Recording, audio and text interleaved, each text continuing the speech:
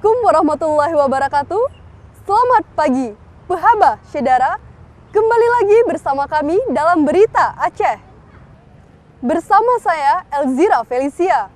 Sejumlah berita menarik dan aktual lainnya telah kami sajikan untuk Anda. Berikut 3 berita utama pada pagi hari ini. Sejumlah sekolah di Kabupaten Aceh Singkil lumpuh menyusul kegiatan belajar mengajar dihentikan karena terendam banjir.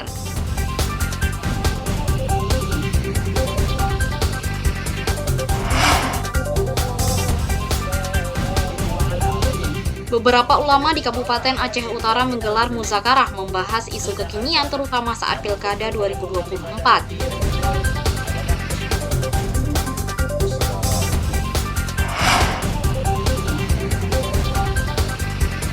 Ratusan siswa SMP Negeri 6 Banda Aceh memperoleh tabungan hasil pengelolaan sampah di sekolahnya.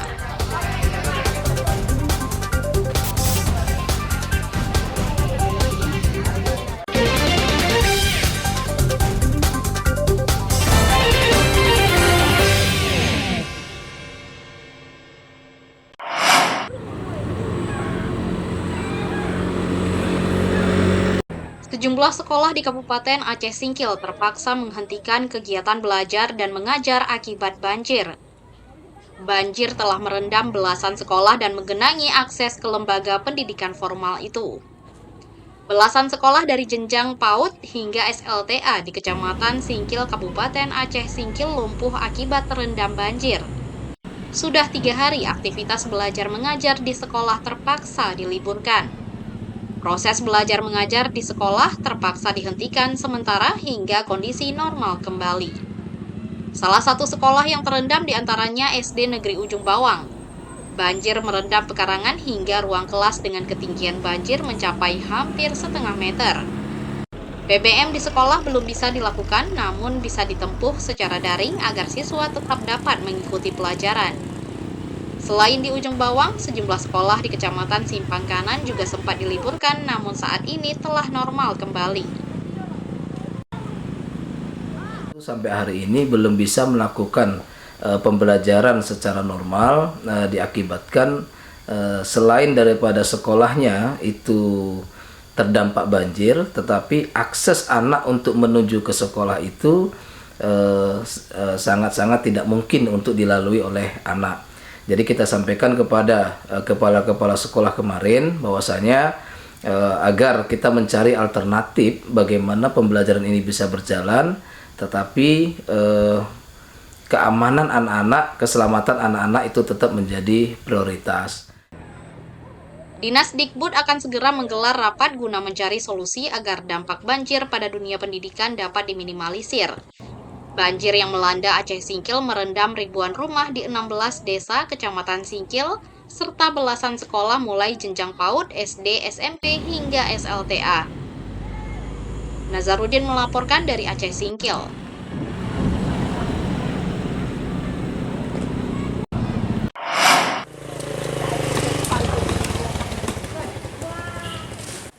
Harga daging ayam potong di sejumlah pasar tradisional di Kabupaten Aceh Besar naik. Kenaikan harga daging ayam segar terjadi selama sepekan terakhir.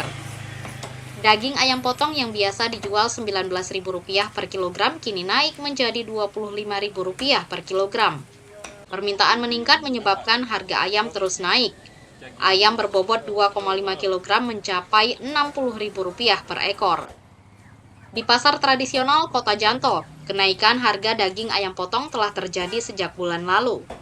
Momentum peringatan Maulid Nabi Muhammad SAW ikut mendongkrak harga daging ayam. Kenaikan harga daging ayam menyebabkan omzet pedagang menurun. Gantung ayam dah. Kalau ayam 1 kilo 9 on, bisa jadi 55, kadang-kadang 60. Itu berarti kalau 60 berapa kilo? 60 tuh 2,5 kilo bang. Udah berapa lama tuh harga segitu? Gak tentu dah bang. Kadang-kadang naik, kadang-kadang turun. Udah ada seminggu, sebulan selama Maulid ini ya? Ya, selama Maulid ini naik ayam. Selama momentum peringatan Maulid Nabi Muhammad, pedagang bisa menjual 180 hingga 200 ekor ayam per hari. Jumlah ini meningkat hampir 2 kali lipat dari biasanya. Kenaikan harga daging ayam diperkirakan akan terus terjadi hingga berakhirnya momentum peringatan Maulid Nabi. Tim Liputan melaporkan dari Aceh Besar.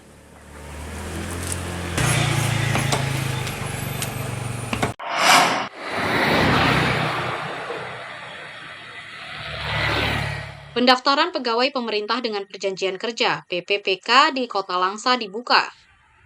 Formasi tenaga teknis merupakan yang paling banyak diberi kesempatan pemerintah kota Pemko Langsa. Alokasi formasi PPPK tahun 2024 di lingkungan Pemko Langsa mencapai 1.303 orang. Antara lain untuk tenaga guru 48 orang, tenaga kesehatan 32 orang, dan tenaga teknis 1.223 orang. Badan Kepegawaian dan Pengembangan Sumber Daya Manusia BKPSDM membuka seleksi penerimaan aparatur sipil negara jalur PPPK. Pendaftaran ditutup pada 20 Oktober 2024. Formasi P3K di Kota Langsa itu paling banyak dari teknis, jabatan teknis itu sebanyak 1.223 orang. Total seluruh formasi itu sebanyak 1.303 orang. Dan ada 3 kriteria dari jabatan guru itu 48 formasi, jabatan tenaga kesehatan 32 formasi. Jumlah pendaftar yang telah mengunggah berkas masih bervariasi. PPPK formasi guru melebihi penerimaan. PPPK tenaga kesehatan belum satupun mengunggah berkas, sedangkan formasi tenaga teknis baru 20%. Persyaratan pendaftaran PPPK ditentukan berdasarkan keputusan Menpan Reformasi Birokrasi nomor 347 tahun 2024 tentang mekanisme seleksi pegawai PPK tahun anggaran 2024. Maimunsir melaporkan dari Kota Langsa.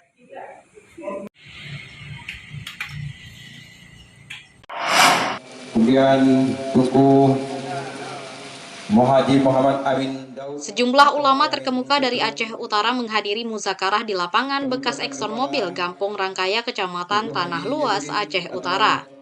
Muzakarah ketiga yang digelar pada Rabu membahas berbagai persoalan umat Islam, terutama di pantai timur Serambi Makkah. Muzakarah yang digagas Forum Kecik Bersama Warga Muspika Tanah Luas diawali zikir dan doa bersama yang dihadiri ribuan jemaah. Usai zikir, beberapa ulama menggelar rapat untuk mendiskusikan persoalan umat dan mencari solusinya. Muzakarah tokoh agama Islam dipandang penting di tengah maraknya kampanye Pilkada 2024 yang berpotensi meningkatkan ketegangan di tengah masyarakat. Pengaruh media sosial dan perbedaan pilihan seringkali memantik ujaran kebencian antar warga satu sama lain. Sehingga ulama perlu segera menyadarkan umat bahwa perbedaan pilihan politik hanyalah sebuah ijtihad, memperjuangkan terwujudnya pemerintahan yang lebih baik untuk kepentingan bersama. Keenam ulama yang menjadi narasumber antara lain membahas sejumlah isu krusial yang kerap menjadi perhatian masyarakat. Masalah akidah, tauhid, pernikahan, badal haji, serta pembagian harta warisan yang sering kali tertunda. Muzakarah ulama ini bertujuan untuk memberi pencerahan kepada warga terkait berbagai persoalan yang sering menimbulkan polemik. Masyarakat diharapkan dapat memahami dengan jelas ajaran Islam sehingga bisa mengikuti pedoman agama dalam menyelesaikan masalah. Tujuan dari muzakarah ini di samping untuk membangun silaturahmi, juga agar adanya sinergisitas kerjasama antara umara, ulama, masyarakat, dan seluruh unsur yang ada di Tanah Luas. Yang kedua, untuk memberikan pemahaman terhadap ajaran yang dibawa oleh Rasulullah.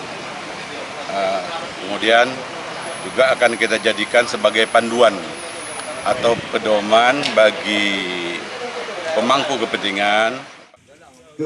Muzakarah ulama Aceh Utara diharap mampu memperkuat sinergisitas antara ulama dan umara serta masyarakat dalam menyelesaikan berbagai masalah keagamaan dan sosial budaya.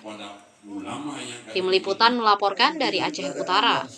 Daripada yang diharapkan memang selesai baik, tapi Allah